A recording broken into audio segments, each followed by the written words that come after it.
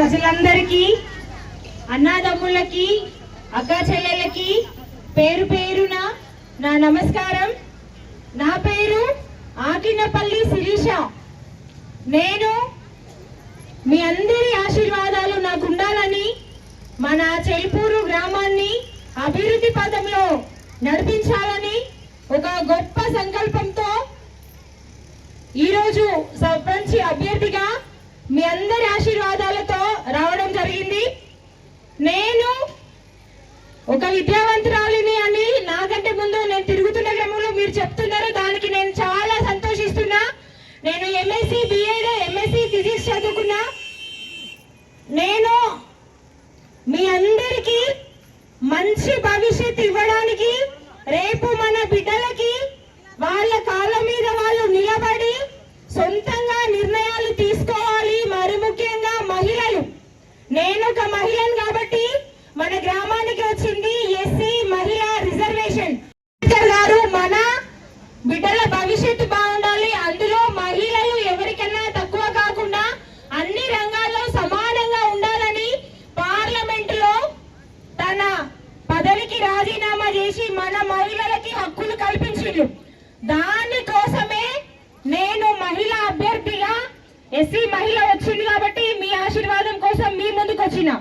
నేను రేపు సర్పంచ్ గా గెలిచిన తర్వాత మీ అందరి ఆశీర్వాదంతో నేను సర్పంచ్ అయితే మహిళా సాధికారత, మహిళలు ఎవరికన్నా ఎందులోనూ తక్కువ కాదు అని నిరూపిస్తున్నాం.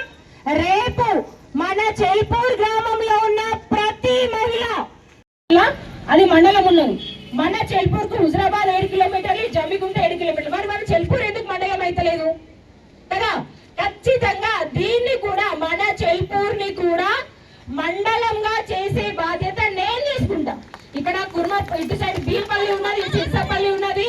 ఇవన్నిటిని ఊర్లని మనం మెర్జ్ చేసుకొని, మనకు బ్యాంక్ ఉన్నది, అన్ని సౌకర్యాలు ఉన్నాయి, మనకి పెద్ద స్కూల్ ఉన్నది, మనకి హాస్పిటల్ ఉన్నది. ఖచ్చితంగా రెవెన్యూ కోసం మనం అక్కడికి పోకుండా కాకుండా మన మండలంగా మనమే చేసుకుందాం. ఇవన్నిటితో పాటు మీ అందరి ఆశీర్వాదం ఉంటే ప్రతి మహిళని, ప్రతి ఆడపిల్లని నా బిడ్డలాగా, మా అమ్మలాగా చూసుకొని, నేను మా అమ్మకి ఎంత, ఆమెకి ఏమన్నా అయితే నేను ఎంత ఫీల్ అవుతానో, రేపు నా బిడ్డకి ఏమన్నా అయితే ఎంత బాధపడతానో, మీ అమ్మలాగా, మీ కడుపున పుట్టిన బిడ్డలాగా మీ అందరికీ ఖచ్చితంగా మీ సమస్యకు మీకు మధ్యలో నేనుంటాను.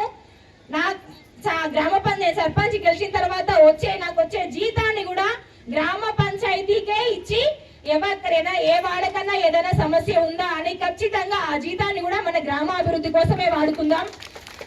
తర్వాత ఆడపిల్లల కోసం ఒక లైబ్రరీ మంచిగా పెట్టి ఇక్కడ ఇద్దరిని అకామిడేట్ చేసి, లైబ్రరీలో అన్ని ఎఫ్ఎం అంటే మన ఫోన్లో అందరికి తెలుస్తుంది.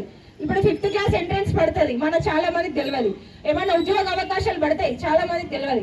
ఆ ఎఫ్ఎం ద్వారా వాళ్ళే ఉచితంగా అప్లై చేస్తారు. మీరు ఏమేమి సర్టిఫికెట్స్ రిక్వైర్మెంట్ ఉన్నాయో ఆ సర్టిఫికెట్స్ అన్ని తీసుకొస్తే వాళ్ళే పెడతారు.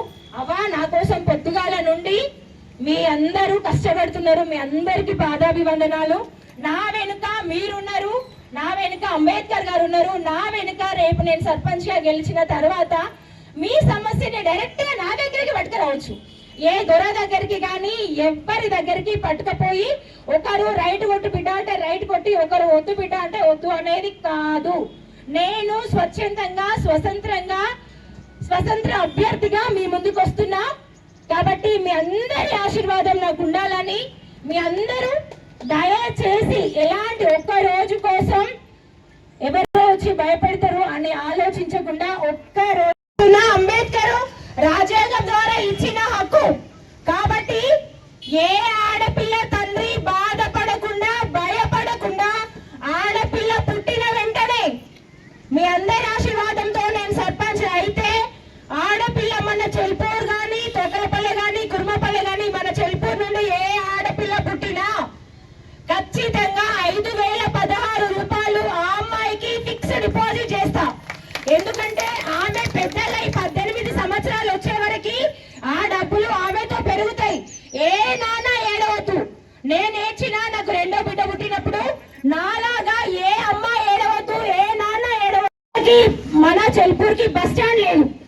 పిల్లలకి సెక్యూరిటీ కోసం వాళ్ళు కాలేజీ పోయి వస్తే ఇక్కడ నిల్చుంటున్నారు. నేను కూడా చూస్తున్నా.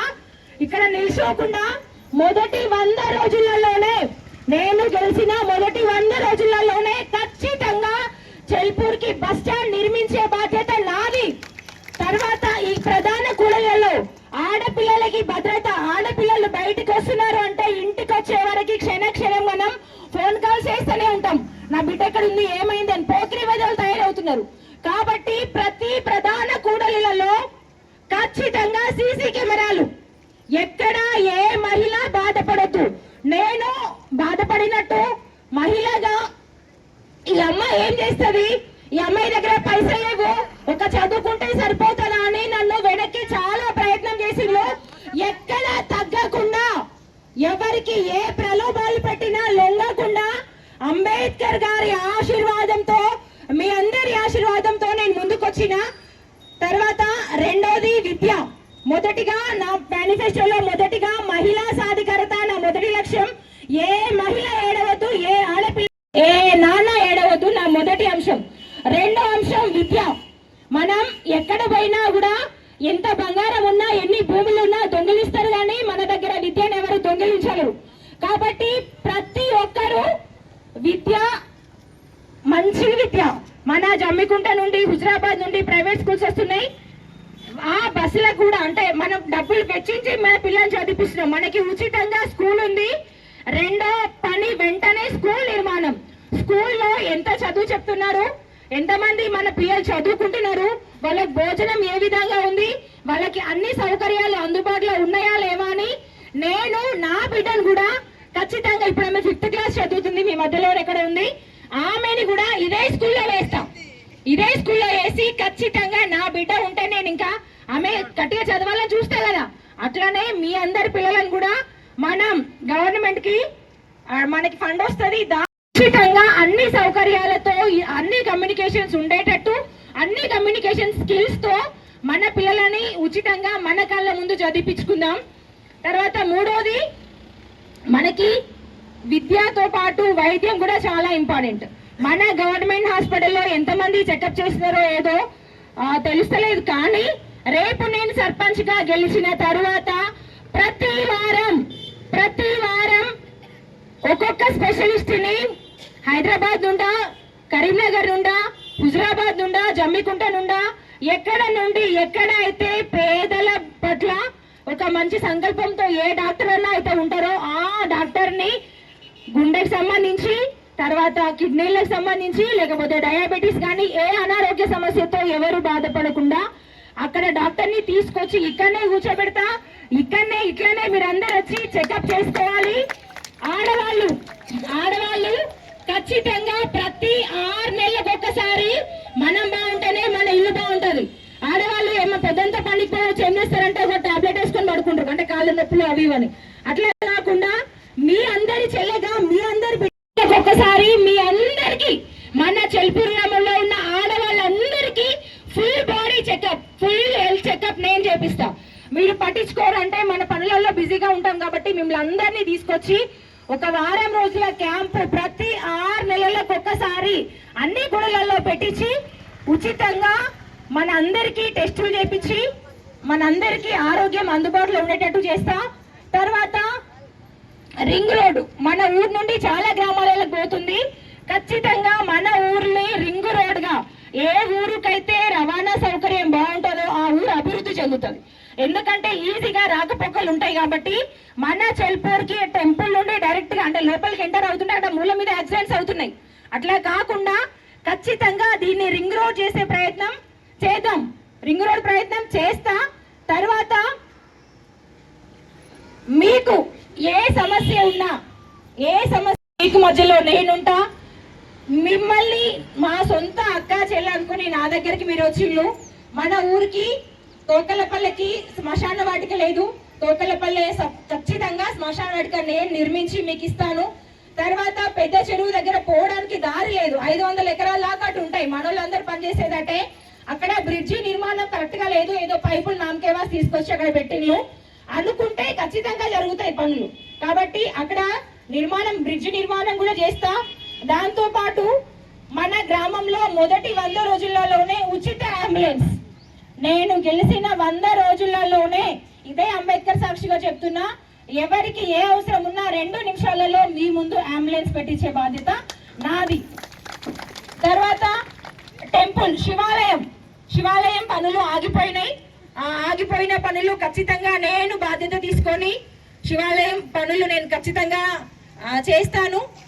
తర్వాత మొదటి ఇంకా వరకు వారందరినీ వాళ్ళ సొంత కాళ్ళు ఎవరైతే 10th క్లాస్ వరకు చదువుకున్నారు మన ఊర్లో, ఎవరైతే ఇంటర్మీడియట్ వరకు మన ఊర్లో చదువుకున్నారు, ఎవరైతే డిగ్రీలు పీజీలు చేసి కూడా మహిళలు ఇంట్లో ఉంటున్నారు, వారి కోసం మహిళా సాధికారత, ఉమెన్ ఎంపవర్మెంట్, వాళ్ళ సొంత కాళ్ళ మీద వాళ్ళు నిలబడి కుటుంబాన్ని పోషించుకునే విధంగా నేను మీ అందరికీ హామీ ఇస్తున్నా. ఖచ్చితంగా మన గ్రామంలో ఉన్న అందరు మహిళల డాటా నేను తీసుకున్నా, ఎవరు 10th క్లాస్ చదివారు అని. రెండోది, నాకు 2 ఆడపిల్లలు, ఒక అన్న అన్నారు నన్ను, చెల్లె నీకెందుకు బిడ్డ, నువ్వు ఆడపిల్లలు, నీకు 2 ఆడపిల్లలు కోరుకుంటున్నా. మరి శిరీష గారంటే మరి నిజాయితీ, శిరీష గారంటే విజ్ఞానం, శిరీష గారంటే ఒక నమ్మకం, శిరీష గారంటే ఒక అంకిత భావం. ఏ పని చెప్పినా శిరీష చాలా గొప్పగా పనిచేస్తారు. ఎలాంటి మరి ఈగో లేకుండా, ఎలాంటి అవినీతికి తావు లేకుండా పనిచేస్తారు. మరి పట్టును విడవని ఒక ఉక్కు మహిళ ఆకినపల్లి శిరీష గారు. మరి ఈరోజు చెల్పూరు గ్రామ ప్రజలకు ఆమె అభ్యర్థిగా రావడం అనేది నిజంగా మీరు చేసుకున్న అదృష్టం.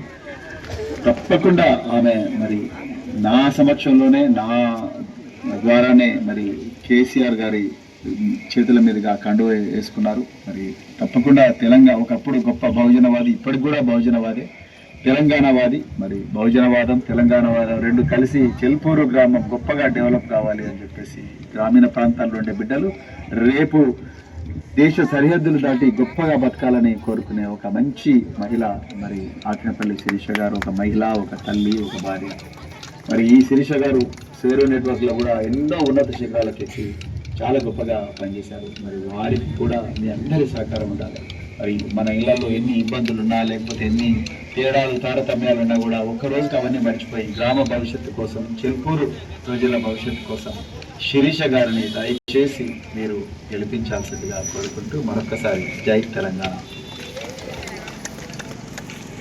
ఉంటే నేను మరింతగా ప్రజలకు సేవ చేయగలను అనే భావంతో సర్పంచ్ పదవికి పోటీ చేస్తున్నారు.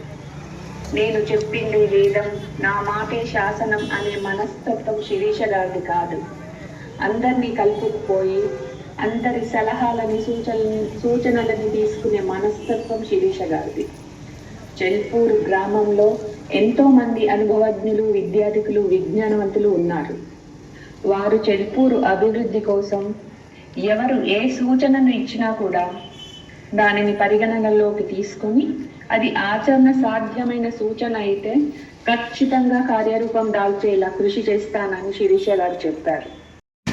మీరంతా మీ మనస్సాక్షిని ప్రశ్నించుకొని మీ విజ్ఞతను ఉపయోగించి శిరీష గారికి ఓటు వేసి అత్యధిక మెజార్టీతో గెలిపిస్తారని ఆశిస్తున్నాను.